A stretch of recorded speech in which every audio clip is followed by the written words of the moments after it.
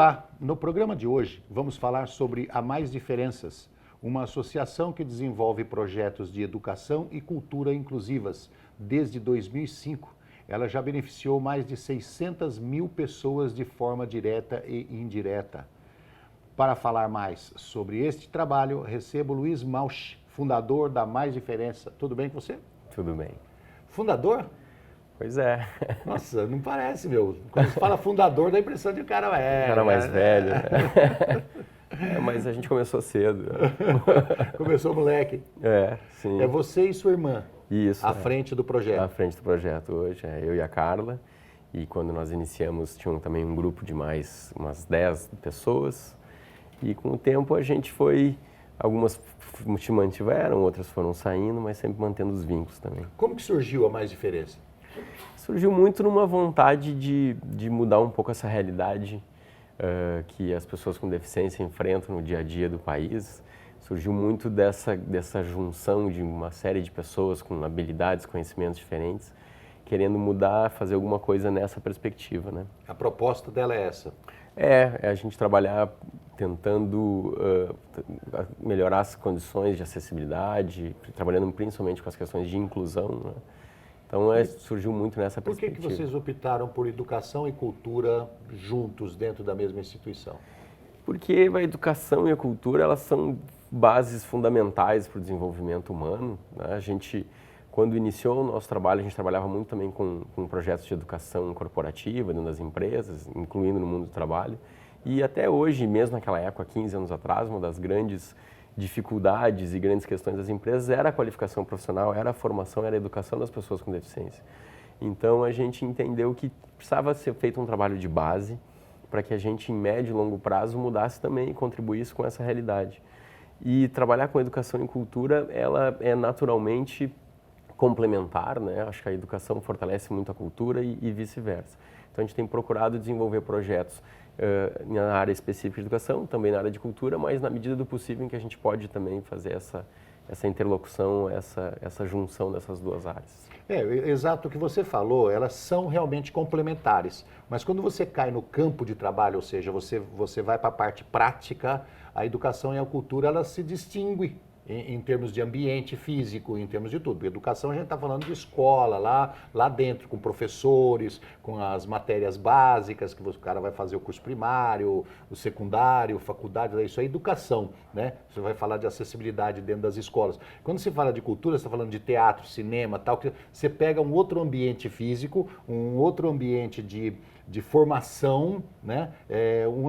Que não é um ambiente de frequência constante, sim, esporádica, são o público que vai visitar o teatro, o público que vai visitar uma exposição, um show e alguma coisa. Então, quer dizer, são ambientes diferentes, você tem que ter um braço bem definido num lugar e no outro. Sim, sem dúvida. A gente tem especialistas, profissionais com uma ampla experiência na área de educação, muitas das pessoas vêm dessa área também especificamente. E também foi compondo uma equipe trabalhando muito com as questões de cultura, né? Na medida do possível, quando esses profissionais ou quando esses projetos podem se ligar, eles são importantes porque um complementa o outro também. A mesma equipe, ela pode trabalhar na área de educação, lá nas escolas e em cultura, ou vocês têm equipes distintas? Tem equipes distintas, algumas pessoas trabalham dependendo do tema, dependendo da estrutura, são multidisciplinares, né? E a gente procura também muito nos projetos de educação trabalhar com múltiplas linguagens, dentro elas as questões culturais também. Então a gente trabalha com questões muito, uma perspectiva de educação infantil e ensino básico, de brincar. Então a gente trabalha muito com essa questão de produção de materiais, produção de brinquedos adaptados, acessíveis, trazendo a arte e a cultura também para o ambiente da educação, né? Então eu acho que é onde a educação enriquece muito nessa perspectiva também dessa multidisciplinaridade. Isso exige uma equipe grande, né? Exige uma equipe grande, a gente já teve uma equipe muito grande, hoje já reduziu um pouco o tamanho, mas hoje a gente tem em torno de uns 50 profissionais trabalhando nos projetos. Então, é grande, é uma instituição grande, 50 profissionais, do jeito que a produção hoje é na questão de inclusão, do jeito que os caras trabalham com dedicação, porque todos os trabalhadores na área de inclusão, eles trabalham com amor, né?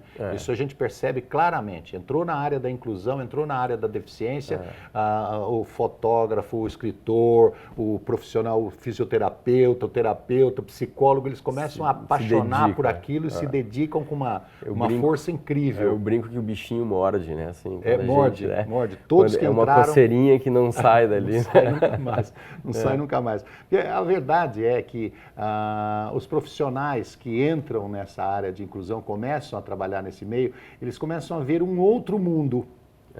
Que é o mundo que existe dentro desse. Exato. Né? Mas que as pessoas leigas, as pessoas, né, nesse sentido, as pessoas que têm pouca vontade não conseguem enxergar a beleza desse mundo. Sem dúvida. E as pessoas que entram, você falou, o bicho morde.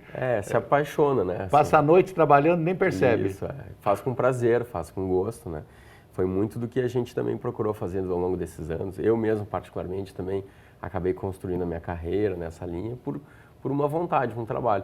Ao mesmo tempo, não é aquela visão, porque a gente também, profissional da área, e eu sou uma pessoa que não tem deficiência, a gente não tem nenhum histórico na família, muitas pessoas nos perguntam isso, por que fundou a organização, tem algum caso?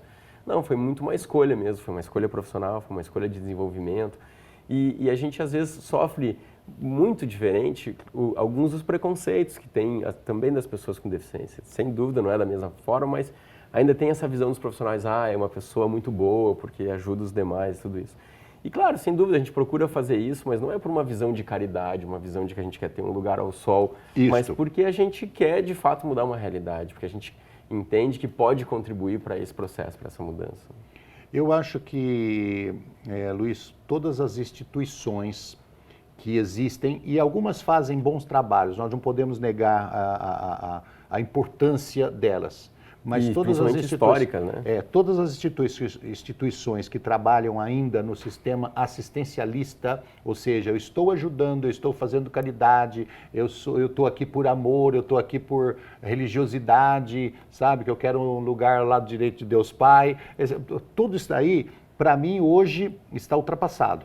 Sim. Não depreciando o trabalho deles, sem dúvida. Não dizendo que não tem uma validade, não dizendo que não ajude. Mas o ritmo de trabalho hoje, junto às pessoas com deficiência, tem obrigatoriamente que ser profissional. Isso, e trabalhar muito. Então, não sou assistencialista, e gosto de fazer o que eu faço, mas não estou aqui para chamar o outro de coitadinho. Não, pelo contrário. Vou tratá-lo igual, Exato. Vou dar uma condição de trabalho para ele normal, vou dar uma condição para ele visitar um teatro, um cinema ou a escola, e é esse o meu trabalho. A gente construiu uma perspectiva de direitos, né? Então a gente trabalha muito na perspectiva de direitos humanos e dando essa questão dos direitos e oportunidade, mas também tendo os deveres. Eu acho que o processo, a gente vem vivendo historicamente essa mudança dos modelos assistencialistas, dos modelos médicos para o modelo social, em que as pessoas com deficiência assumem esse protagonismo, assumem esse seu papel, assim, e a gente quebrar muito essa perspectiva, dessa visão, né? A gente sempre diz isso, as pessoas, acima de tudo, é uma pessoa que tem uma deficiência, que faz parte da sua característica e que enfrenta uma série de barreiras, uma série de preconceitos, e a gente tenta eliminar um pouco essa barreira. Né? Vocês limitam o atendimento de vocês ou o trabalho de vocês a algum tipo de deficiência? Não, isso foi uma coisa que lá atrás, há 15 anos atrás, quando a gente iniciou, ainda tinha muitas das organizações focadas e voltadas para algum tipo específico de deficiência. Eu só trabalho com cego, só trabalho com surdo, só trabalho com paraplégico, tetraplégico. Então a gente, até pelo nome, a questão da mais diferença, a gente trabalha muito na perspectiva de diversidade, né? Então entendendo isso como um valor humano, e a gente procura trabalhar com todos os tipos de deficiência, né? Tendo profissionais também que são especializados, e a gente entendeu e aprendeu também que quando a gente traz as diferenças, mesmo das pessoas com deficiência, a gente ganha muito nisso. Então, eventualmente, a gente faz trabalhos que envolvem os surdos junto com os cegos.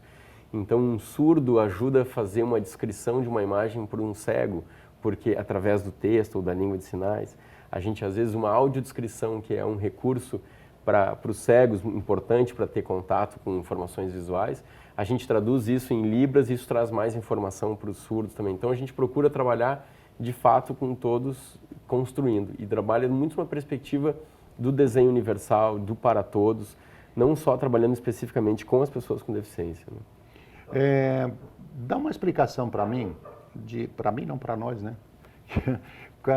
Os tipos de parcerias que vocês fazem. Vocês fazem parceria com todo mundo, com outras instituições, com empresas públicas, privadas, instituições nacionais, internacionais, fazem parcerias com todos. A gente sempre foi uma organização relativamente aberta nessa perspectiva, então, até porque hoje é muito difícil a gente, ser ainda uma ONG, né, buscar financiamento, a gente sempre foi uma organização bastante profissionalizada nessa perspectiva, então a gente sempre teve projetos, a gente se financia através da execução de projetos, da participação de editais, de projetos, tudo isso. Então, o poder público tem, na nossa história, principalmente, tem um papel muito importante e na nossa escolha, porque é onde se dão as políticas públicas, então onde a gente entendeu que poderia ter um impacto maior, ao invés de a gente ter um atendimento direto, específico das pessoas com deficiência, a gente entendeu que a gente poderia influenciar ou ajudar a contribuir com isso através da construção e ajudando o poder público a construir as suas políticas públicas de inclusão, né?